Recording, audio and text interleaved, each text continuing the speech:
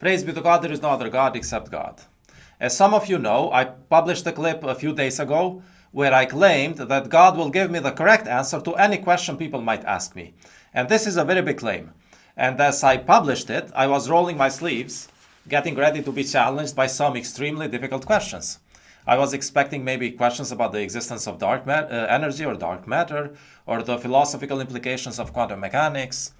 And instead, the first question I got was about polygamy or monogamy. Fine, if that's what the world wants to know, I guess I'm going to have to explain it. So the question is polygamy acceptable or not acceptable according to the Quran? Well, it depends how you want to put it. Kind of like morphine. Is it acceptable or not acceptable? We could say that it's acceptable, except for recreational use. Or we could say that it's not acceptable, except for medical purposes. The same with polygamy. We could say that it's acceptable, except in 1,000 different circumstances. Or we could say that it's not acceptable, except in 4 different circumstances. And the second way of expressing it is better because it has less exceptions. So let me express it in the second way. Polygamy is not acceptable in the Quran, except in 4 different circumstances. The general rule in the Quran is monogamy. That's the natural way. That's how God created us. The Quran definitely preaches monogamy. And this is found in more than 14 different verses. Here they are. And actually, according to verse 129 in the Quran, polygamy is a very big, unsolvable social problem. Except in cases where it solves even a bigger social problem. Similar to how morphine, used as heroin, is a big unsolvable problem in today's society, except when it solves bigger medical problems. It's used in hospitals for patients with extreme pain. So the same way with polygamy. If it solves bigger social problems, then it is allowed as an acceptable problem. And there are 4 social problems which are bigger than polygamy. 1, when both the husband and the wife have reached the age of 40, and the wife cannot have children. In verse 46:15, God says that when a person reaches the age of 40, he or she should ask God to guide his children. This naturally assumes that the person already has children by the age of 40. So by the age of 40, a person is naturally expected to already have children. If a man or a woman has reached the age of 40 and still does not have children of his own, life or the society has been unfair to him or to her. God will definitely make it up to them, but so far they have been treated unfairly by the society. Now, when both the husband and the wife are above 40, if the husband has fertility problems, the wife can sit down with her husband, if she wants to, and say, you know that I have the right to naturally have children, and I would like to have children. I want a divorce, so I can hopefully have children in another marriage. I think you will also be able to find another partner, because as a man you still don't seem old to remarry again, and maybe you can find a woman who already has children. Now, if the wife is suffering from infertility problems, the husband can sit down with her if he wants to and say, you know that I have the natural right to have children, and I would like to have children. If I divorce you at your age, it is very unlikely that you will be able to find a husband whom you like. So I think it's better for both of us if I marry another wife without divorcing you. You may divorce if you wish, but my preference is not to divorce you at all, and also start to seek another woman for marriage. And I think a child in the family would most likely bring joy to both of us. And the woman would understand if both the man and the woman are believers. Abraham and his wife had to go through this. So this is the first unnatural case where polygamy is allowed because it solves a bigger problem, infertility.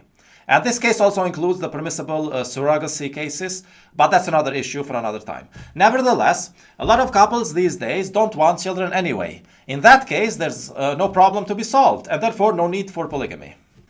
Now, the second case where polygamy solves a bigger problem than itself is when the wife suffers a permanent substantial disability, like permanent blindness, permanent immobility, or permanent intellectual impairment, or a substantial mastectomy or something similar due to an accident or cancer or whatever.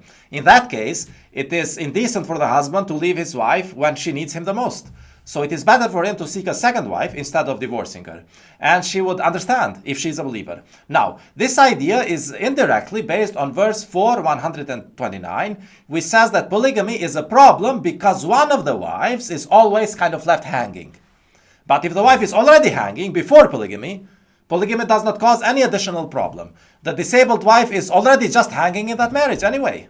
Now, the third case where polygamy solves an even bigger problem than itself is when it helps a man keep some space from his so-called stepchildren, so they are not forced to be alone.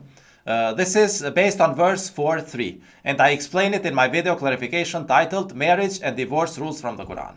Now, the fourth case where polygamy is allowed is when the idea for marriage and the proposal does not come from the man himself or from the potential second wife, but from someone else completely. For example, the congregation director might notice that a certain marriage is totally misbalanced.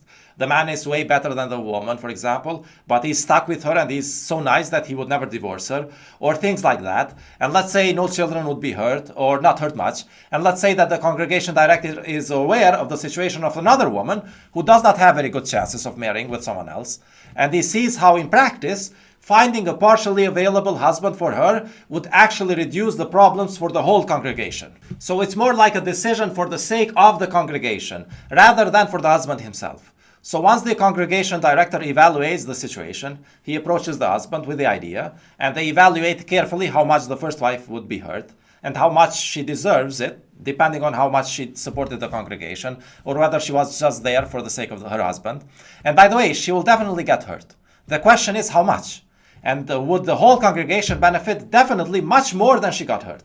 It has to be significantly more, not just a little bit more. You have to be sure. So the idea or the proposal should never come from the husband or the potential second wife to be. It should come from someone else. And it should be pre-approved by the congregation director in consultation with other submitters, before the man even thinks that having a second wife is an option for him. See, according to the Quran, a believer is content with what he has. A submitter is a happy person. A happy person is content with the wife he has. He should never seek another wife for pleasure for as long as he has one wife. It should not even cross his mind. And I know that there were some prophets in the past who had more than one wife, but they always married only one which they intentionally wanted. And it never crossed their mind to have another one after that. Unless someone proposed it for them and they realized that it would be a good decision for everyone in the congregation, and they made this decision without even meeting the woman. See, the reason why women are afraid today that men will abuse polygamy is because of how modern men behave. They meet women at work or in a coffee shop, or they have women friends, or internet chatting behind their wife's back. And this is where the problem starts, not the polygamy. A man cannot choose to lead a modern life until he finds a second woman, and then suddenly become traditional and use the Quran as an excuse to marry her. That's not Quranic. Modern men don't have second wives. If you met her in a modern way, then stay modern by accepting that there are no second wives for modern behaving men. According to the Quran, that's not allowed, because the Quran says that men should not meet women at all unless they have something righteous to discuss. Verse 235. So if the man is single, you can imagine a situation where he meets a woman to discuss something righteous, and that might lead to marriage. But if the man is already married, he should not meet another woman alone at all, even if he has something righteous to discuss. Because if he truly has something righteous to discuss, he has his wife to do it for him. He should send his wife to discuss that issue with that other woman, or all three of them can discuss it together. But why would he meet another woman when he has his wife to do it for him? You cannot talk to other women behind your wife's back, and then all of a sudden you want to marry that other woman. That's pure betrayal. The Quran prohibits us to betray those who trust us. You're abusing the religion if you do that. You should not have talked to that woman alone in the first place, while being married. So it is just not Quranic at all to find a second wife on your own. It should never happen with believers. It is only allowed if it is someone else's idea. And then that idea is pre-approved by the congregation director in consultation with other submitters. And only then you as the potential husband should hear about it and think whether you want to do it or not. And even the congregation directors themselves should never seek a second wife unless someone in the congregation comes up with that idea and it starts to make sense after consultation with other submitters. It should never cross his mind otherwise. A believer is truly content with what he has. Spouses are not our goal in life anyway. Our lives should be dedicated in the cause of God, while at the same time making sure that we are not unfair to our spouses and our families and the congregation. Now there is a fifth case where polygamy is allowed. It's the case when the man is a king or a lord. But this case does not apply in democratic countries today because there are no kings and lords in democracies. UK claims that they have lords and a king, but they are lords and king only in name, but not in reality. UK is actually a democracy, not a kingdom. So no need to explain this fifth case because it does not apply to us today.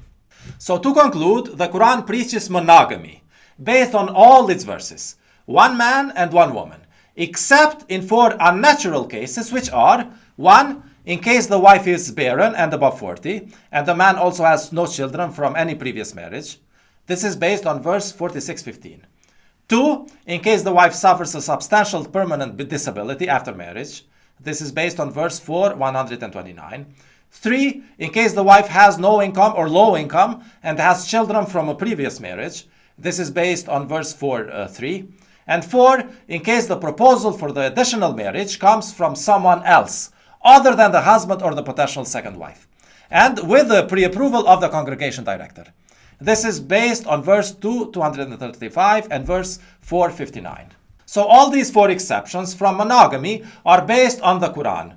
In all the other cases, the natural way of marriage is strict monogamy, one man and one woman. And this is based on verse 4:1, verse 7:189, verse 39:6, verse 78:8, verse 49:13, verse 11:40, verse 23:27, verse 51:49, verse 43:12, verse 34:46, verse 3:195, verse 53:45, verse 92:3, verse 4:129. All of them promote monogamy. Oh, by the way, one more thing. All the reasons for polygamy, as time passes, become weaker and weaker. For example, many people have pets these days, and they watch silly videos on internet, and this replaces a portion of the need for children, because that's what the children do. They act silly and we enjoy it. So as we go further and further into the future generations, the psychological need for children is reduced. And this reduces one of the reasons for polygamy. Or for example, if the wife has a permanent disability, the further we go into the future, the more socialist the states become, and therefore the states will take care of her much better than an already married man would. As you can see, these reasons for polygamy gradually diminish as we move towards the future. Until in the last generations, there will be 0 reasons for polygamy. So human history started with many reasons for polygamy, and it will end with 0 reasons for polygamy. But during all of human history, monogamy was, is, and will be the only natural way of married life.